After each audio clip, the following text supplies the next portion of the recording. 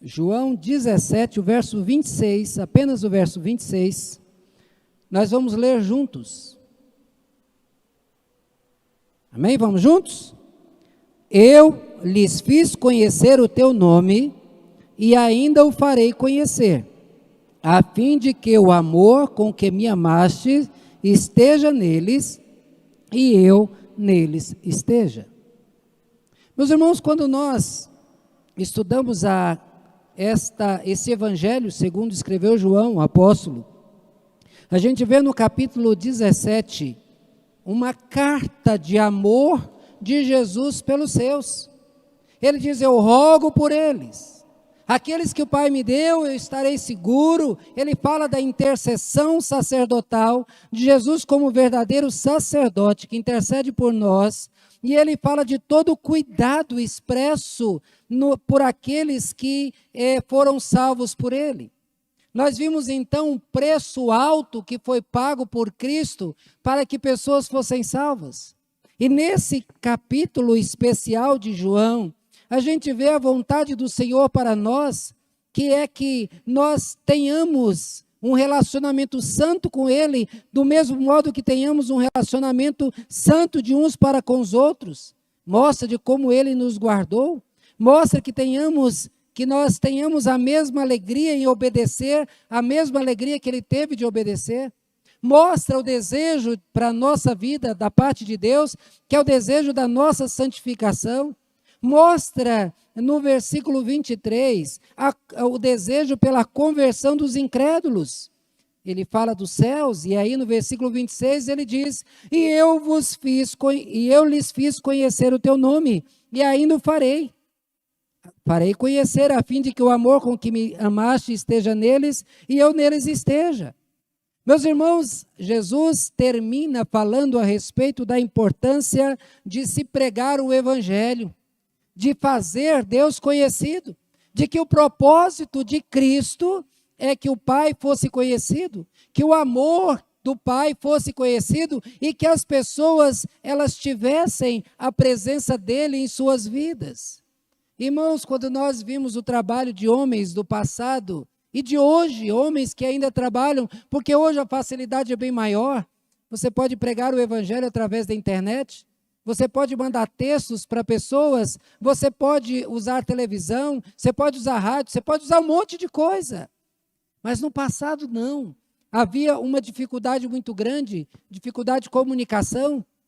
Se escreviam cartas que demoravam de 3 a 6 meses, às vezes mais ainda. Então os pregadores, eles tinham que montar em lombos de cavalo, ou então, como Manuel da Conceição, saía a pé. E por cada casa que ele passava, ele parava, pregava o evangelho, e ali às vezes dormia, às vezes saía caminhando à noite.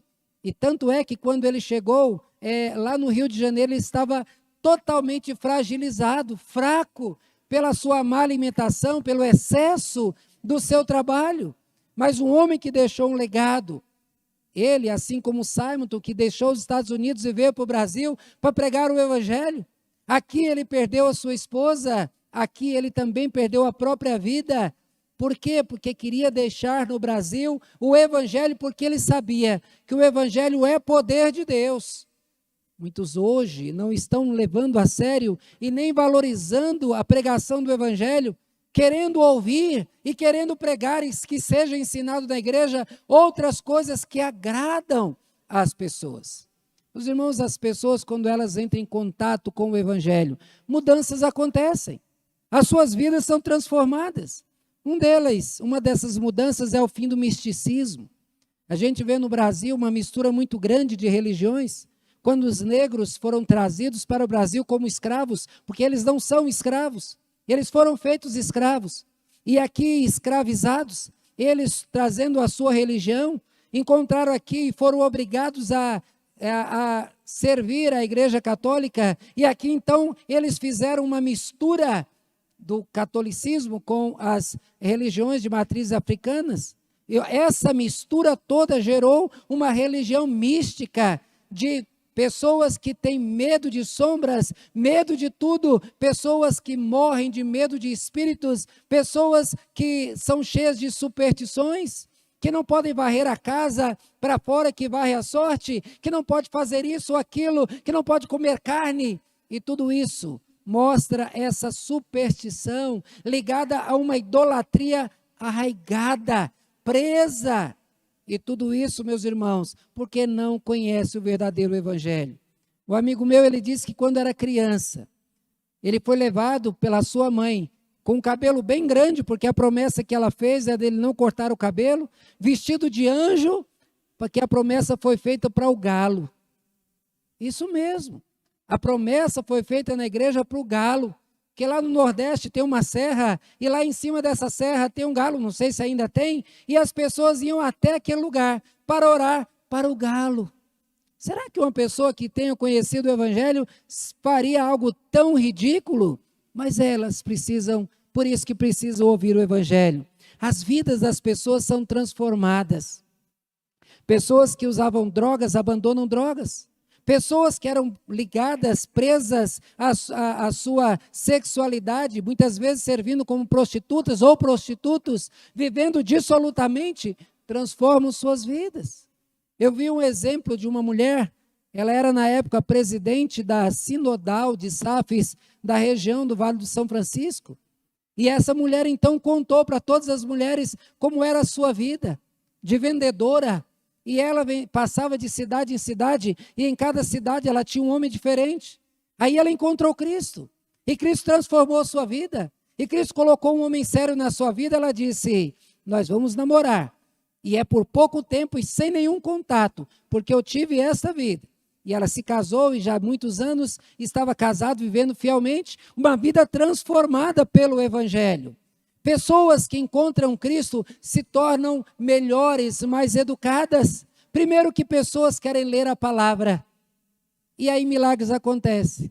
Eu conheci 2 casos de mulheres que nunca foram à escola, que não sabiam ler, não sabiam, como o pessoal costuma dizer, não sabia fazer um ó com um copo. No entanto, lia a Bíblia. Não lia itinerário de ônibus, mas conseguia ler a palavra. Por quê? Porque a pessoa, ela recebe do Espírito Santo uma capacitação especial. E essa pessoa, então, ela quer ler, ela quer participar, ela quer aprender. E essa mudança é trazida pelo Evangelho. Paulo diz que o Evangelho é poder de Deus para a salvação. E sendo o poder de Deus, não podemos deixar esse poder escondido. Temos que falar do Evangelho. E o Evangelho revela, em primeiro lugar, o grande amor de Deus. Foi citado aqui João 3,16. Porque Deus amou o mundo de tal maneira que deu seu Filho unigênito, para que todo aquele que nele crê não pereça, mas tenha vida eterna. O amor de Deus é revelado. E não é o amor por pessoas boazinhas. Não é o amor por pessoas perfeitas, e nem que ele sabia ou que havia previsto que teria uma vida transformada. Paulo, no capítulo 7, no capítulo 5 da sua carta aos Romanos, ele diz que Deus nos amou e ofereceu o seu Filho por nós, quando nós éramos inimigos. Então, quando nós analisamos a nossa rebeldia e o fato de Deus ter estendido a sua mão a nós, nós percebemos o grande amor de Deus por um povo contradizente e um povo rebelde. Mas também revela o poder de Deus e as limitações do homem. Mostra o quão Deus é grande, porque o Evangelho mostra Deus como Ele é. O Evangelho revela Deus com o seu poder, mas também com a sua misericórdia. Quando nós vimos homens da Bíblia com as suas falhas, com os seus defeitos, sendo chamados os homens segundo o coração de Deus, homens de fé, e todos esses homens, a Bíblia não esconde nenhum dos seus defeitos. E é interessante que ao ouvir o Evangelho, Paulo, que era o fariseu, tido como os separados, os perfeitos, Paulo agora diz: agora eu sou o maior dos pecadores. Porque o Evangelho mostra: você não vale nada, você não tem nada de bom a oferecer, e é por não ter nada que Deus mandou o Filho para morrer em teu lugar, para que você tivesse a salvação. O Evangelho, ele não exalta homens, pelo contrário, ele humilha os homens, para que os homens então olhem para Cristo, exalte Cristo e adore o Senhor. Revela o cuidado do Criador com as suas criaturas. Meus irmãos, a palavra de Deus é rica do cuidado com o Senhor. O anjo do Senhor acampa-se ao redor daqueles que o temem e os livra. Esse é um dos textos mais usados que revelam que Deus é Emanuel presente. Jesus Cristo presente na vida dos seus, e ele mesmo diz: eu estarei convosco todos os dias. E conhecendo o Evangelho, a palavra de Cristo, esse crente agora em Cristo, ele pode se dobrar diante do Senhor. Ele pode, em momentos de angústia, de enfermidade, de dor, ele dizer: eu não estou só, eu não estou sozinho, eu não fui abandonado, porque eu posso até estar doente, mas o Rei do Universo, ele está comigo. E se ele não me der a salvação, se não me der a saúde, ele já me deu a salvação. Se ele não me der o sustento aqui e deixar que eu morra de fome, que a Bíblia diz que isso não acontece porque Deus sustenta o justo e não nenhum justo mendigará o pão. Mas mesmo que eu ainda morra como Lázaro, doente e sem dinheiro, eu sei que os céus estão preparados para mim. Veja, o mundo precisa do Evangelho. E ele só vai conhecer o Evangelho se a igreja cumprir a sua missão, se a igreja falar às pessoas. E esse é um desafio que nós devemos ter para nós, de falar para pelo menos uma pessoa por semana. Imagina, nós temos aí cerca de 50 semanas no ano. Se você falar para 56 pessoas do Evangelho, do amor de Deus, do poder de Cristo, e se pelo menos uma pessoa for salva, você vai ter um prazer que você nem imagina. Portanto, fale mais do poder de Deus. Meus irmãos, o texto que nós lemos, Jesus apresenta aqui 3 razões para as quais ele quer que o Evangelho seja pregado. E nós vamos mostrar então essas razões para pregar o Evangelho. A primeira delas, Jesus disse: eu lhes fiz conhecer o teu nome, e ainda o farei conhecer. Veja, a vontade de Cristo é fazer o mundo conhecer o verdadeiro Deus. Fazer o mundo conhecer não o Deus que é dito, que é ensinado, que é inventado, que é criado, mas o verdadeiro Deus. Por não conhecer o verdadeiro Deus, homens e mulheres estão se curvando diante de muitas coisas, diante de paus, de pedras, de estátuas de gesso. Quando conhecerem a Deus, como Ele é, nunca mais farão isso. Você que é crente, você que conheceu o Evangelho, você teria coragem de chegar diante de uma estátua e orar para aquela estátua pedindo bênção de Deus? Com certeza não, porque você conheceu o Deus Todo-Poderoso.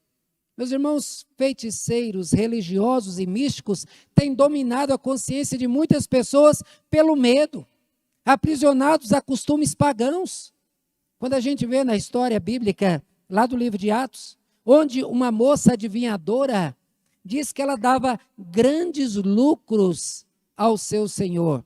Esses grandes lucros ainda continuam sendo dados àqueles que usam, aprisionam as pessoas nesses costumes e nesses misticismos. Tanto é que, final do ano, existem feiras no Nordeste, feiras no Pará, onde há filas de pessoas que vão lá para tomar banhos especiais, para que, através desses banhos, essas pessoas consigam o que desejam, uma fé mística. Uma fé mística que vê dentro de igrejas pessoas vendendo vassouras para varrer maus espíritos.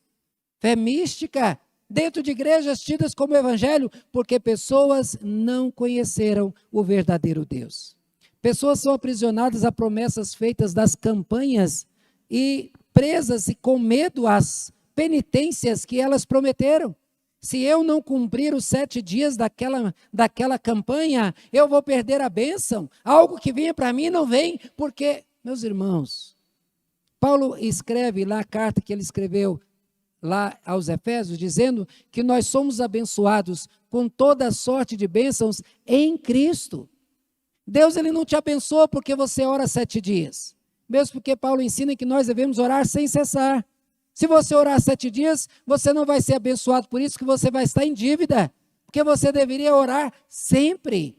Não é porque você vai em uma igreja que Deus vai te abençoar. Deus vai te abençoar porque Cristo deu a vida por você e Deus abençoa os seus. Há centenas de igrejas usando a Bíblia, pregam em seus cultos. No entanto, o que eles pregam não é o verdadeiro Deus, mas um Deus com qualidades humanas. Um Deus fraco, que precisa que a igreja se una para fortalecer Deus. Uma igreja que fala de um Deus que exige o culto para fortalecer a Deus. Que Deus é esse? Esse não é o verdadeiro Deus da palavra de Deus. Não é o Deus que Jesus queria que as pessoas conhecessem através do Evangelho. Esse é um Deus egocêntrico. É um Deus que pensa somente em si. É um Deus servil, que uma vez que as pessoas vão a Ele e cumprem os seus deveres, Ele tem a obrigação de abençoá-los como uma troca. É uma negociação que esse Deus que eles pregam faz. Isso não é o verdadeiro Deus. Meus irmãos, pessoas lotam essas igrejas e elas nunca conhecerão o Deus verdadeiro se elas não se dobrarem diante do Evangelho, se não ouvir a pregação do Evangelho. Deus enviou seu povo para o Egito e Deus tirou o seu povo de lá com mão forte, com um único objetivo, para que todos conhecessem o verdadeiro Deus. No Salmo 19 diz que os céus proclamam a glória de Deus e o firmamento anuncia as obras das suas mãos. Deus, ele quer ser conhecido e ele se revela. No capítulo 1 de Romanos, Paulo diz o seguinte: o homem é indesculpável ao dizer que não conhece e serve a Deus, porque Deus se revelou. Deus se revelou na natureza e por várias formas Deus se revelou. Então mostra Deus se revelando para ser conhecido. Veja, Deus lutou guerras de Israel e mostrou claro para o seu povo quem é que estava lutando. Deus mandou tempestades, chuvas até de pedra para revelar que o Deus de Israel, na proteção do seu povo, fazia coisas diferentes. Deus queria que eles soubessem que existe um Deus para que eles se dobrassem diante de Deus. Jesus aqui diz: eu lhes fiz conhecer o teu nome e ainda o farei. Veja que durante o ministério de Jesus, ele foi muito claro que ele servia ao Deus verdadeiro. Ele servia ao único Deus. E quando ele fala para a igreja, diz: eu enviarei o Espírito Santo e ele vos lembrará todas as minhas palavras. Ou seja, tudo aquilo que ele ensinou a respeito de Deus, todo o evangelho que ele pregou, agora ele quer que o Espírito Santo continue a ensinar. O evangelho proclama Deus, proclama a grandeza desse Deus e fala do seu amor. Deus, ele quer que o mundo conheça, quer que saiba quem Deus é e o que ele pode fazer pelos seus. Conhecer o Deus verdadeiro é o primeiro passo para destronar os deuses falsos, os espíritos enganadores e todos aqueles que usam de maneira errada e querem negociar a palavra de Deus. Pregar o evangelho é libertador. Mas, meus irmãos, em segundo lugar, o que Jesus ele quer também é fazer com que o mundo conheça o amor de Deus. Ele diz: a fim de que o amor com que me amaste esteja nele. O que é amor? Para muitos, amor é um relacionamento de um homem e de uma mulher. Isso é um tipo de amor. Talvez o amor que conheçam seja o amor de um amigo. Mas o verdadeiro amor, o amor desprendido, o amor que não pede nada em troca, o amor baseado na misericórdia, que não quer o retorno, mas que se oferece, que oferece a vida, esse amor só é conhecido em Deus e por aqueles que conheceram a Deus. O irmão falou aqui, logo no início, Deus é amor. E a Bíblia diz que nós só podemos amar se nós formos amados por Ele. Porque nós amamos porque Ele nos amou primeiro. O mundo tem medo de Deus. O mundo tem medo da figura de Deus. Olha, num videozinho aí, desses de internet, aquele ratinho lá do ratinho, né? Que é aquele bonequinho. Aí ele está lá num programa de televisão e aí então diz: ó, Deus está aqui. Deus está aqui? Meu Deus, estou perdido. E aí, então, por quê? Porque é essa a visão que as pessoas têm de Deus. Se eu encontrar com Deus, eu vou morrer. Se eu olhar nos olhos de Deus, eu estou perdido. O que aconteceu com os pais de Sansão quando eles viram a Deus? Eles disseram: nós vamos morrer. Não, não vamos morrer. Porque Deus ele fez uma promessa, uma profecia de um filho que eles teriam. Quando Deus apareceu no Monte Sinai, o que o povo disse? Não, Moisés, não, nós não queremos ver Deus, não. Vá você e fala com Deus, e para nós, você vai e traz o recado de Deus para nós. Mas esse é o medo. Eles dizem: como é que eu posso servir a um Deus que mata o seu próprio filho? Não sabendo eles que a morte do Filho de Deus é o maior exemplo do amor de Deus por nós. O medo é natural das pessoas, porque nós somos cheios de culpa. Nós somos conscientes daquilo que fizemos de errado. Ninguém tem assim: eu sou santo puro. Não, isso não existe. Porque todo mundo tem consciência daquilo que errou. E ao saber o que a Bíblia diz, que a quebra de um item da lei quebra toda a lei, e sabendo que o salário do pecado é a morte, como que alguém poderia não ter medo de Deus? Mas veja que esse medo, que é natural, ele se encerra ao conhecer o Evangelho. Ao saber que Cristo deu a vida por nós, ao saber que Ele se envolveu conosco, Ele se importou com cada um de nós. Hebreus nos ensina a sermos ousados para nos aproximar de Cristo. Ele diz que por causa de Cristo, nós devemos aproximar da presença de Deus com ousadia, não com medo daqueles que quando Deus apareceu lá no monte, correram de medo de Deus, mas devemos ser ousados. O amor é a causa da transformação desse relacionamento. Porque se você sabe que Deus, Ele deu a vida do próprio Filho dele para te aceitar, será que algo poderia mudar essa decisão de Deus? É claro que não. Por isso que nós pregamos e insistimos: aquele que Deus salvou em Cristo Jesus, nada pode fazê-lo perder, porque Deus é o juiz. E se o juiz já se satisfez com a morte de Cristo, esse juiz não vai voltar atrás. Porque quando Deus resolveu salvar você, Ele sabia tudo o que você faria. Sabia todas as suas fraquezas. Ele sabia que você era inimigo dele. Mas Ele, em Cristo, Ele deu a vida para que você tivesse vida. Conhecendo esse amor, você agora vai se relacionar de maneira diferente. Por não conhecer o amor de Deus, pessoas estão presas às suas tradições, buscando nessas tradições a segurança de uma fidelidade a preceitos humanos. Como, eu sou uma pessoa religiosa, na sexta-feira da paixão eu não como carne, na Semana Santa eu não como carne, eu não varro a casa. Preceitos humanos dos quais a Bíblia diz que não tem proveito nenhum, mas que pessoas se prendem a eles, a esses costumes da religião, não da palavra. E presos a esses costumes, eles acham que são bons por si mesmos, porque seguem esses preceitos. Estão buscando nos prazeres também a satisfação que só podem ter em Cristo. Eles não vão encontrar nos prazeres a satisfação que Cristo dá. Há no coração dos homens um vazio, deixado por Deus, que só pode ser preenchido por Cristo. Por mais que o homem tenha dinheiro, prazeres, tenha tudo que o mundo pode oferecer, se não tiver Cristo, ele não vai ser completo nunca. Se ele tiver Cristo, ele pode ter dinheiro, ele vai ter os prazeres lícitos, é claro, mas todos eles vão trazer alegria. Por quê? Porque ele já tem aquilo que é mais importante.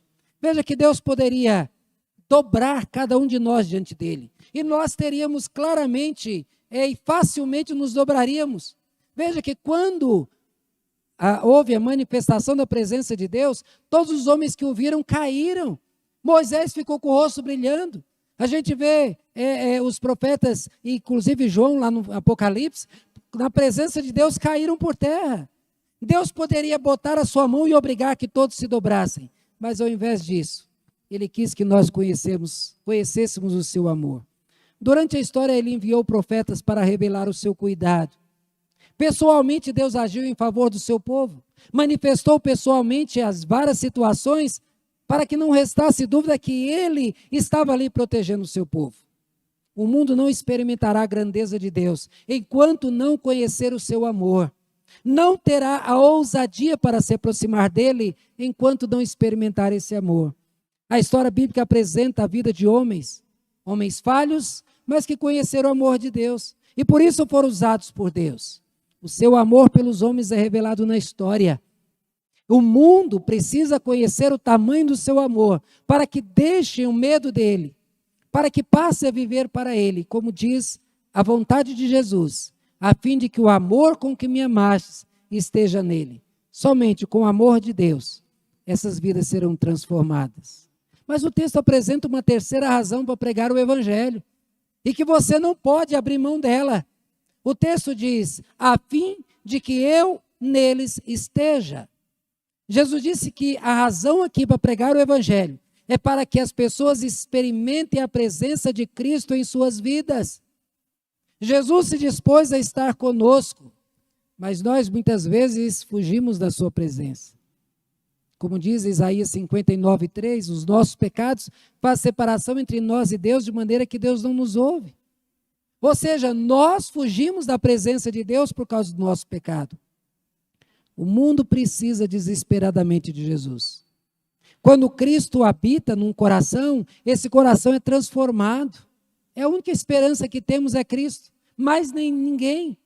Muitos falam de Cristo, muitos contam a história de Jesus, muitos conhecem o Jesus pregado na igreja, têm lugares cativos dentro das igrejas, mas nunca se envolveram com Jesus. Muitos deles são capazes de citar fatos históricos, mas nunca olharam a Cristo nos olhos, nunca ouviram falar diretamente nos seus ouvidos, nunca sentiram repousar das suas mãos consoladoras nos momentos difíceis, nunca sentiram a sua força na hora de lutar. Jesus quer que preguemos o evangelho, para que mais pessoas o vejam e o sintam como ele é. Meus irmãos, o crente sabe, Cristo está comigo. O crente afirma isso e as pessoas lá de fora dizem, esse homem é prepotente? Ele se acha melhor do que os outros, dizendo que Cristo está com ele? Não, isso não é uma questão de prepotência. É uma questão de fé. Porque Jesus disse para nós, eu estarei com você. Então, quando você diz, Cristo está comigo, você diz, eu confio na palavra dele. E nós experimentamos Cristo. Nós experimentamos nos momentos variados, nós nos alegramos porque Ele nos dá vitória, nós nos alegramos no momento da dor, sabendo que Ele está presente. Quando somos curados, nos alegramos porque sabemos que Ele nos curou. Para nós é algo natural, porque nós ouvimos e cremos no Evangelho. Jesus disse, a fim de que eu neles esteja. A vontade de Cristo é estar com as pessoas.